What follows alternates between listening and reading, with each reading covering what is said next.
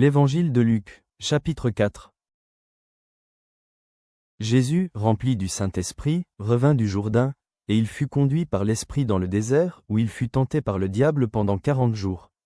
Il ne mangea rien durant ces jours-là, et, après qu'ils furent écoulés, il eut faim.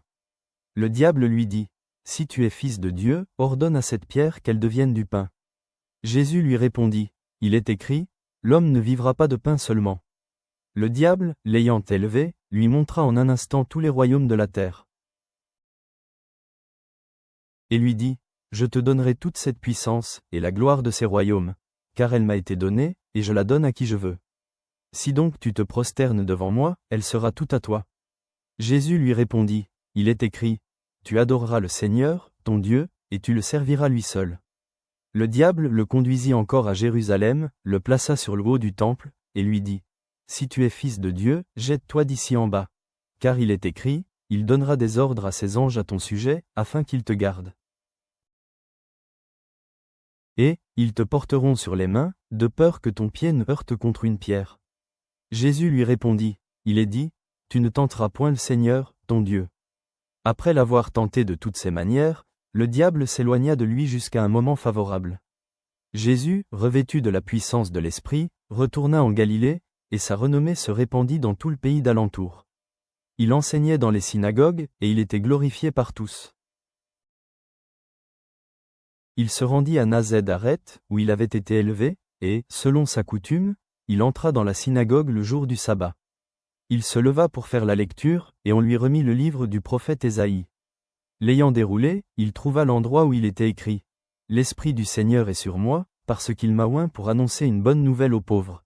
Il m'a envoyé pour guérir ceux qui ont le cœur brisé, pour proclamer aux captifs la délivrance, et aux aveugles le recouvrement de la vue, pour renvoyer libres les opprimés, pour publier une année de grâce du Seigneur. » Ensuite, il roula le livre, le remit au serviteur, et s'assit. Tous ceux qui se trouvaient dans la synagogue avaient les regards fixés sur lui.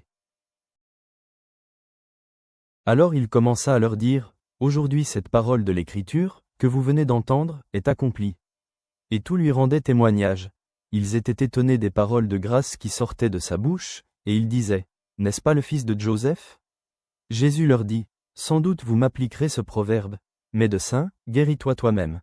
Et vous me direz, fais ici, dans ta patrie, tout ce que nous avons appris ce que tu as fait à Capernaum. Mais, ajouta-t-il, je vous le dis en vérité, aucun prophète n'est bien reçu dans sa patrie. Je vous le dis en vérité, il y avait plusieurs veuves en Israël du temps d'Élie, lorsque le ciel fut fermé 3 ans et 6 mois et qu'il y eut une grande famine sur toute la terre. Et cependant Élie ne fut envoyé vers aucune d'elles, si ce n'est vers une femme veuve, à Sarepta, dans le pays de Sidon. Il y avait aussi plusieurs lépreux en Israël du temps d'Élisée, le prophète, et cependant aucun d'eux ne fut purifié, si ce n'est Naaman le Syrien. Ils furent tous remplis de colère dans la synagogue, lorsqu'ils entendirent ces choses. Et s'étant levés, ils le chassèrent de la ville, et le menèrent jusqu'au sommet de la montagne sur laquelle leur ville était bâtie, afin de le précipiter en bas. Mais Jésus, passant au milieu d'eux, s'en alla. Il descendit à Capernaum, ville de la Galilée, et il enseignait, le jour du sabbat. On était frappé de sa doctrine, car il parlait avec autorité. Il se trouva dans la synagogue un homme qui avait un esprit de démon impur, et qui s'écria d'une voix forte, « Ah, qu'y a-t-il entre nous et toi, Jésus de Nazareth? Tu es venu pour nous perdre.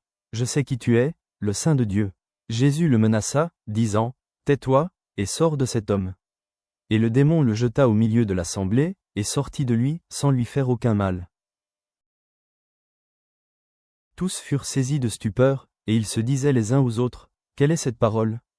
Il commande avec autorité et puissance aux esprits impurs, et ils sortent. » Et sa renommée se répandit dans tous les lieux d'alentour.